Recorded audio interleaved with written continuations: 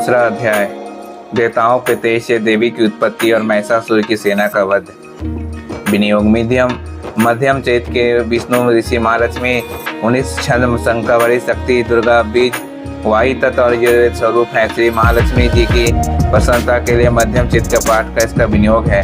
ध्यान में कमल के आसन पर विराजमान प्रसन्न मुख वाली महिषासुर का वध करने वाली भगवती महालक्ष्मी का भजन करता हूँ, जो अपने हाथ में छलमा फरसा गदा बाण वज्र पद्म धनुष कुंडिका दंड शक्ति खड़ग ढाल शंख चंद्र मधुपात्र शूल पास और चक्र धारण करती है। ऋषि बोले, पूर्व काल में देवताओं और असुरों के पूरे 100 साल तक संग्राम हुआ था। उसमें असुरों का सेनापति महिषासुर था और देवताओं के नायक इंद्र थे। इस युद्ध से देवताओं की सेना महाबली असुरों से पराजित हो गई। संपूर्ण देवताओं को जीतकर महिषासुर इंद्र बन बैठा। तब परास्त देवता प्रजापति ब्रह्मा जी के आगे करके उस स्थान पर गए जहाँ भगवान शंकर और विष्णु विराजमान थे। देवताओं ने महिषासुर के पराक्रम तथा अपनी पराजय का पूर्ण वृत्तांत उन दोनों देवेश्वरों का विस्तार पूर्वक सुनाया। वो बोले, भगवान महिषासुर सूर्य इंद्र अग्नि यम अरुण वायु चंद्रमा तथा अन्य देवताओं के भी अधिकार छीनकर स्वयं इन सबका अधिष्ठा बन बैठा है। उस दुरात्मा महेश ने समस्त देवताओं को स्वर्ग से निकाल दिया है। अब वे मनुष्यों के भांति पृथ्वी पर विचरते हैं। दैत्यों की ये सारी करतूतें हमने आप लोगों को कह सुनाया है। अब हम आपकी शरण में आए हैं, उसके वध का कोई उपाय सोचिए।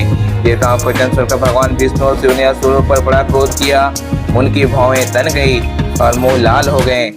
तब अत्यंत क्रोध से भरे हुए चक्रपाणी श्री विष्णु के मुख से एक महान तेज प्रकट हुआ।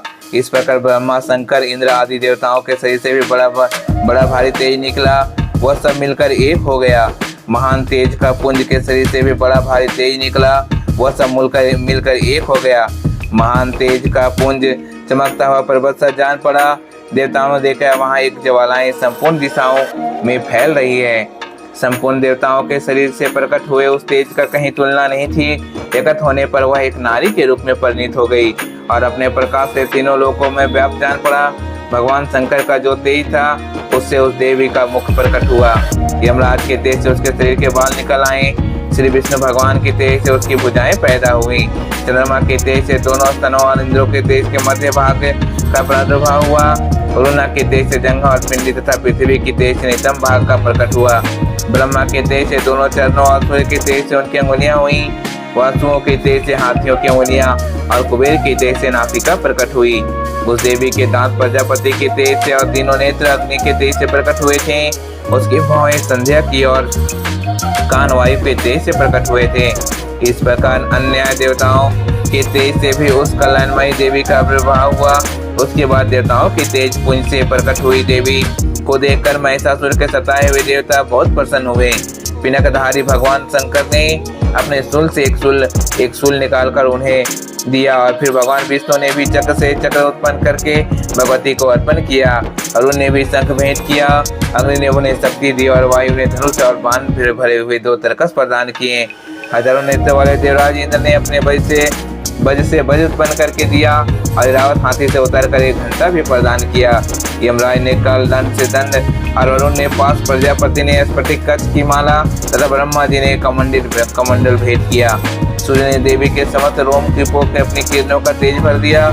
काल ने उन्हें चमकती हुई ढाल और तलवार दी। छिद्र समन उज्ज्वल हाथ तथा कभी न फटने वाले 2 दिव्य वस्त्र भेंट किए। साथ ही उन्होंने दिव्य चूड़ामणि दी। कुमंडल कड़े अर्चन सब बाहुओं के लिए क्वेचर दोनों चरणों के लिए निर्मल नुपुर गले की सुंदर हंसली सब अंगुलियों में धारण करने वाली रत्नों की बनी हुई अंगूठियां भी दी। विश्वकर्मा ने निर्मल फरसा भेंट किया। साथ ही अनेक प्रकार के अस्त्र का वेद कवच दिए। इसके सिवा मस्तक और वक्ष स्थल पर धारण करने वाले कभी न कुमलाने वाले कमलों की मालाएं दी। समुद्र ने उन्हें सुंदर कमल का फूल भेंट किया। हिमालय सवारी के लिए सिंह तथा भांति भांति के रत्न अर्पित किए।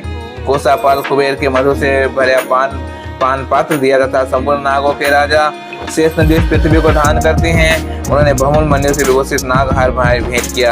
इस प्रकार अन्य देवताओं ने भी आभूषण अस्त्र देवी को सम्मान किया। तब देवी ने 12 खास पर उच्च स्वर में गर्जना की। उनके भयंकर नाद से संपूर्ण आकाश गूंज उठा। देवी का यह तंतु स्तर से किया हुआ सिंहनाद कहीं समा ना सका। आकाश उनके समान छोटा प्रतीत होने लगा। उससे बड़े जोर जोर से प्रतिध्वनि हुई जिससे संपूर्ण विश्व में हलचल मच गई और समुद्र कांप उठा।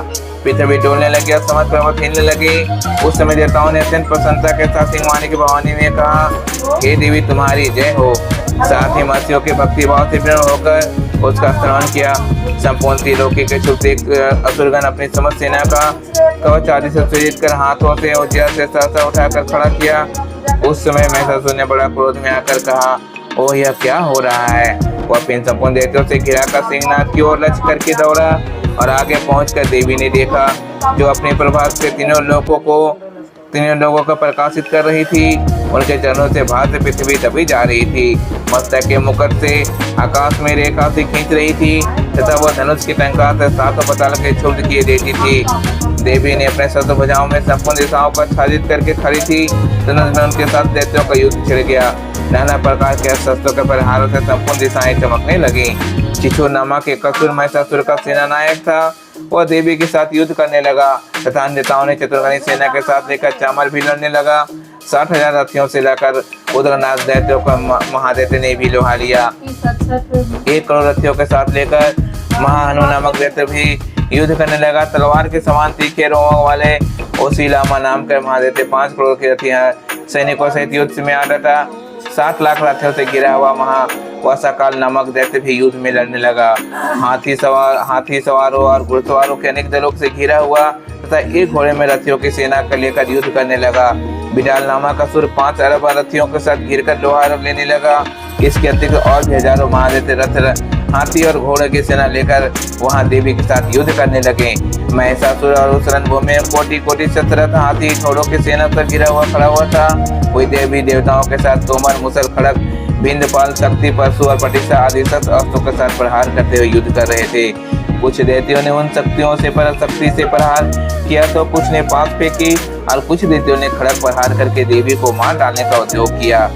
देवी ने क्रोध में भरकर खिलवाड़ में ही अपने अस्त्र शस्त्रों की व्यवस्था करके दैत्यों के वह समस्त अस्त्र काट डाले। उनके मुख पर परिश्रम की थकान का रंचमत भी नहीं चिन्ह भी नहीं था।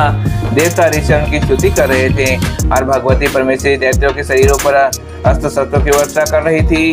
देवी का वाहन सिंह भी क्रोध में भरकर ग्रीवा के बालों को हिलाता हुआ असुरों की सेना में इस प्रकार विचरण करने लगा मानो बानों में दावानल फैला रहा हो। रणभूमि में दैत्यों के साथ युद्ध करती हुई अंबिका देवी ने जितने निश्वास छोड़े वे सभी तत्काल सैकड़ों हजारों गणों के रूप में प्रकट हो गए और परशु भिंदपाल खड़ग तथा पटेसी आदि अस्त्रों का असुरों का सामना करने लगे। देवी की शक्ति से बढ़े हुए गण असुरों का नाश करते हुए नगाड़ा और शंख आदि बाजा बजाने लगे। उस संग्राम में महोत्सव में कितने ही मृदंग बाज रहे थे। तुरंत देवी ने त्रिशूल से गदा शक्ति और वर्षा से खड़ग और चक्रों का महादैत्यों का विनाश कर डाला। कितनों को घंटे से भयंकर नाद में बेहोश करके मार गिराया। बहुत दैत्यों के पास से बांध करके धरती पे घसीटा। कितने ही दैत्य उनकी तीक्ष्ण तलवार की धार से 2 टुकड़े हो गए। कितने ही गदा की चोट से घायल हो धरती पे सो गए। कितने ही मूसल की मार से अत्यंत घायल होकर रक्त बम करने लगे। कुछ दैत्य शूल की मार से छाती फट जाने के कारण पृथ्वी पे ढेर हो गए। उस दैत्य में युद्ध भूमि में बाण समूह की वर्षा करने के कारण असुरों की कमर टूट गई। बाज की तरह झपट्टा मारने वाले दैत्य अपने प्राणों का हाथ धोने के लगे।